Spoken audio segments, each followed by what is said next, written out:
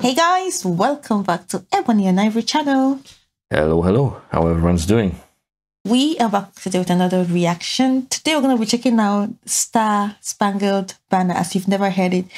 Long time ago when we started this channel, I remember a few people have suggested we check this video out, but somehow we just didn't, checked it out. And I kind of watched it, but you didn't really check it out. And so, yeah. So it's a story of... this America. I think, yeah. Of the, hymn, national anthem? Yeah, the Star Spangled Banner, how it... Because I think that's how the national anthem is called, Star Spangled Banner. Yes. Okay.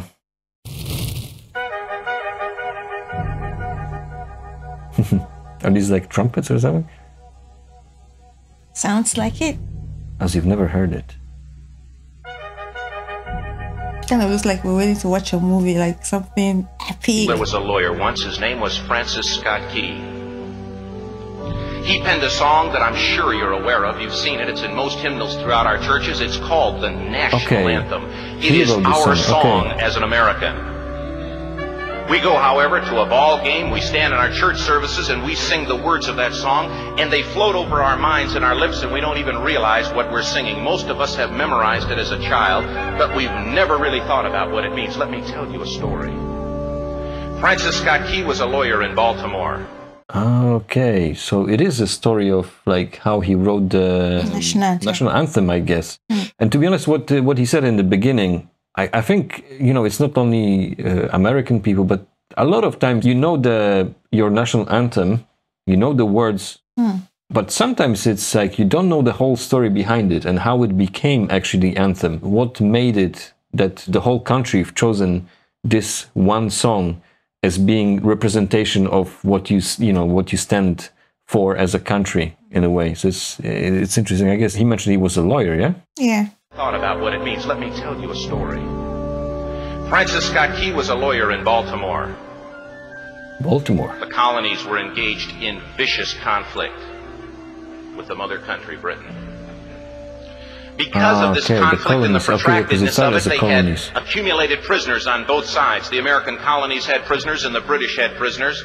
And the American government initiated a move. They went to the British and they said, let us negotiate for the release of these prisoners.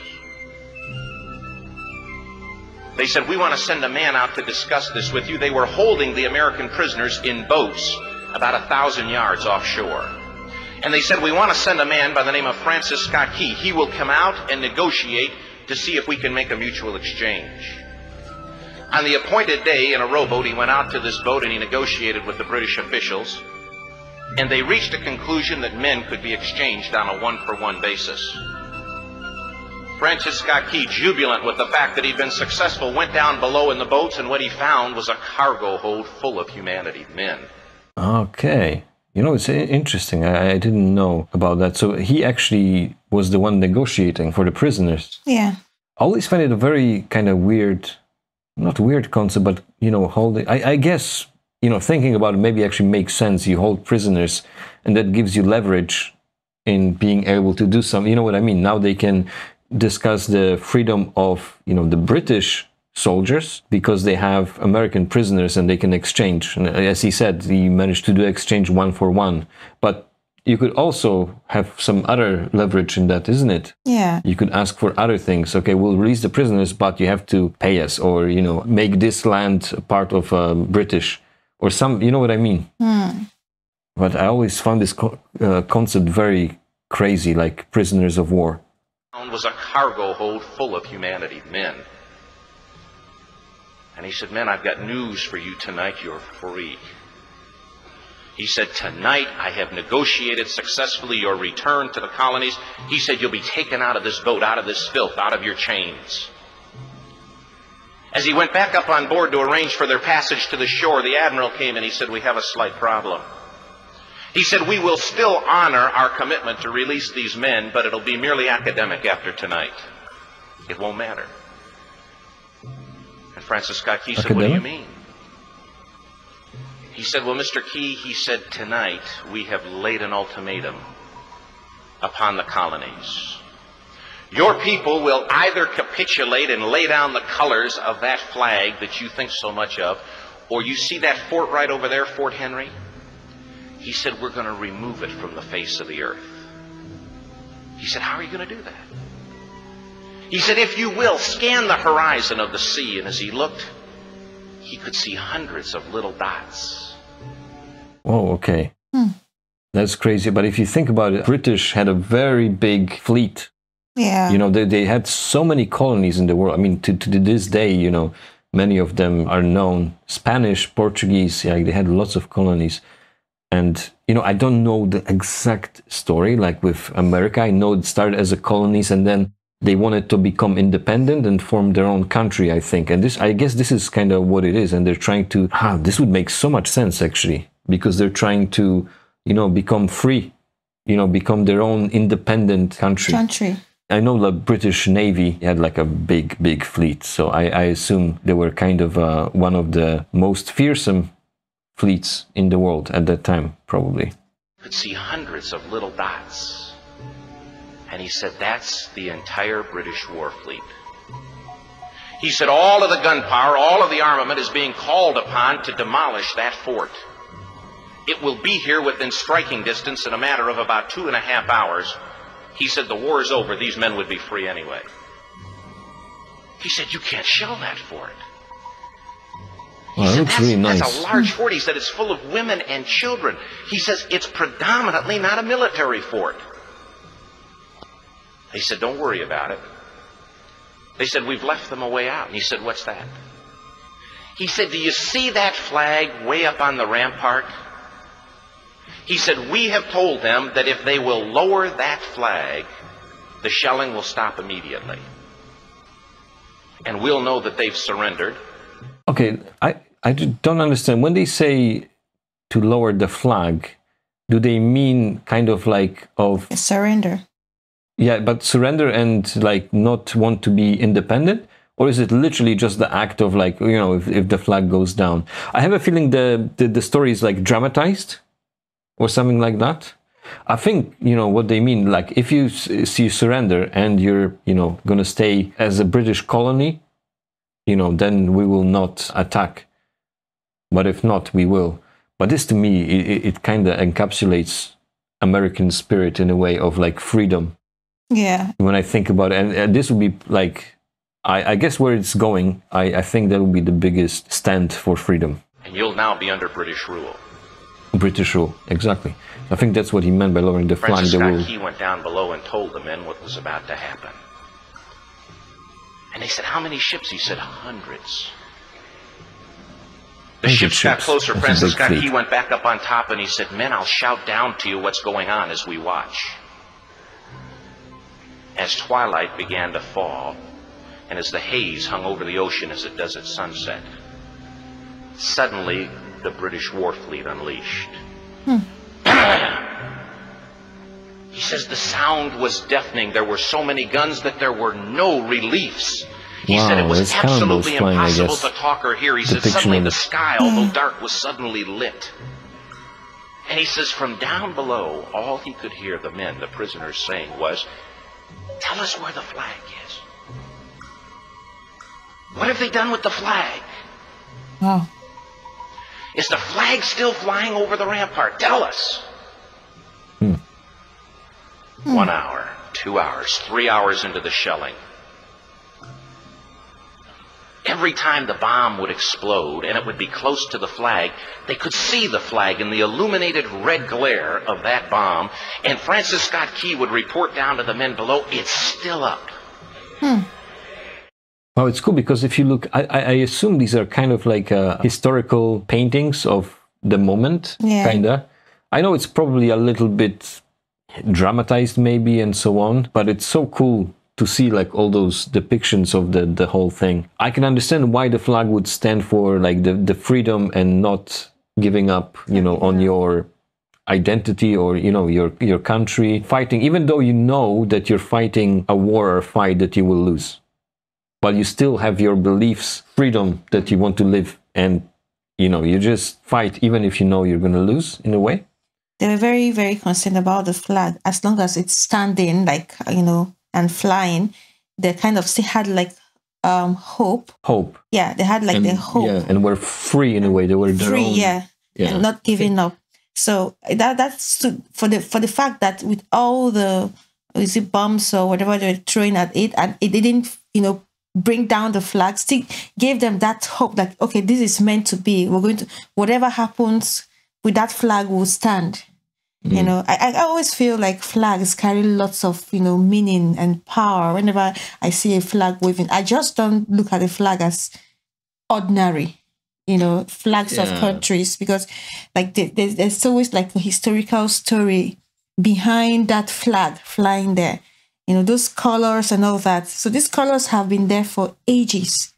How long it was, because I talked about if you would pull down and bring down your flag, why do they want them to like bring down the flag, like pull it down halfway? Because I know most times a flag comes down when you're mourning, when mourning or a sign of respect. There are sometimes where you put the flag down, like bring down like halfway, just to show respect. So the flag is a symbol of power. I kind of feel like Wow, that's actually so cool that it remained as a tradition from those times. Because you're right. I've seen, like, I remember hearing about a few things that the flag will fly halfway, Yeah. And I guess it's referencing back to those kind of times. Yeah, I know it happens a lot in America when they do like military remembrance days and all those and armies. You see like all the flags kind of fly. They bring it like low.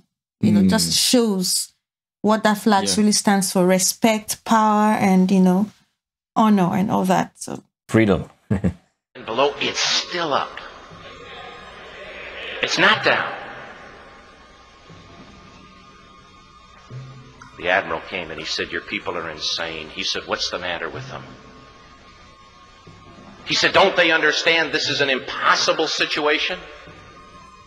That's what I'm saying. Even in the face of like knowing that you're going to lose, you're still true to your beliefs. Sets the American Christian apart from all other people in the world is he will die on his feet before he'll live on his knees.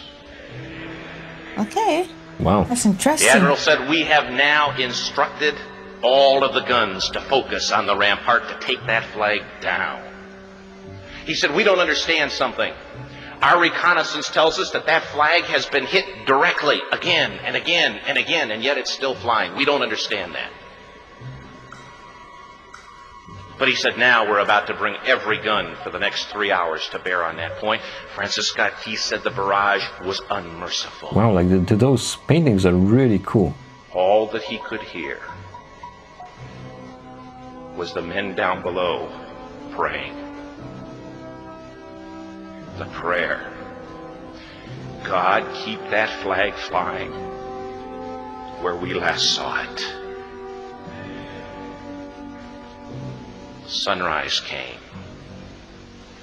Yeah, I think in their national anthem, isn't it something in the lyrics about God and faith or something? Yeah, I really don't know word for word. I just know just part of it a little bit. Because in the story here it's now saying like how they're praying and talking about the gods. So I think it's maybe it's not, but I have this feeling that it's somewhere there in the lyrics. This is kind of when I think about American flag. This is kind of what I think. Yeah. Unconsciously in a way, but this, what he says here kind of puts it together for me, like, oh, okay, makes sense. Why? Sunrise came. He said there was a heavy mist hanging over the land, but the rampart was tall enough. There stood the flag, completely nondescript, in shreds. The flagpole itself was at a crazy angle, but the flag was still at the top. Francis Scott Key went aboard and immediately went into Fort Henry to see what had happened.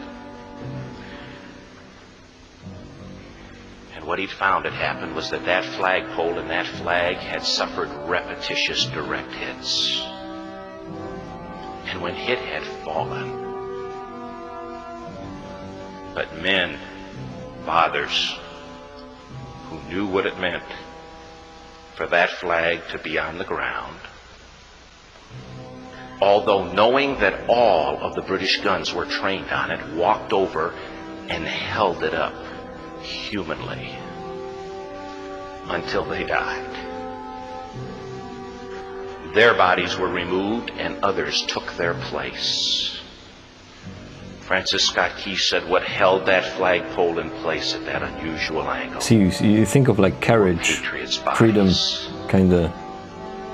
He penned the song, "Oh, say can you see by the dawn's early light what so proudly we hailed at the twilight's last gleaming?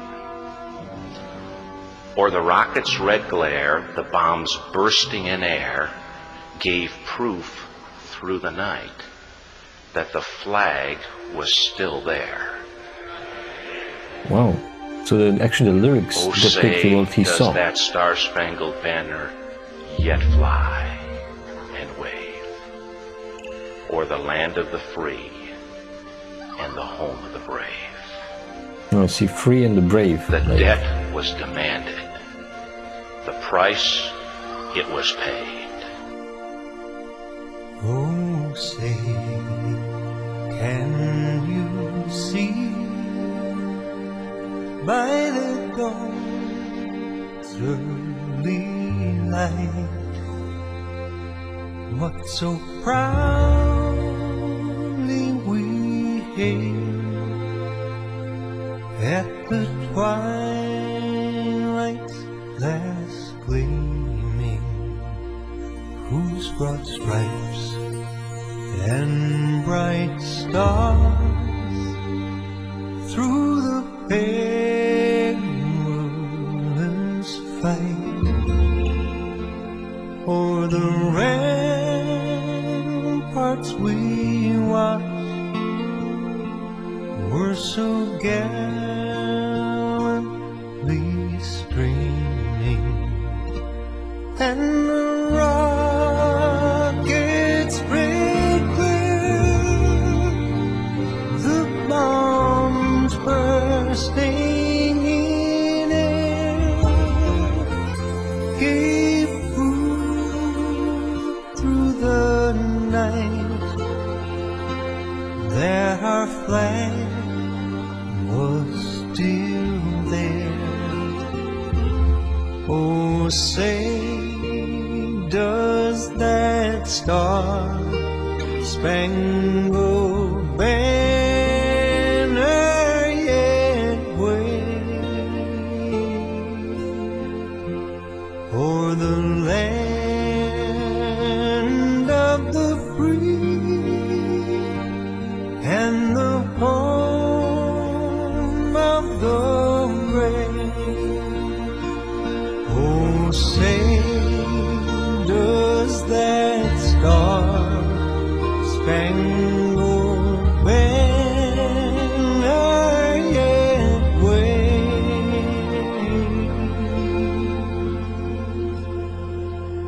o'er the land of the free and the home of the brave?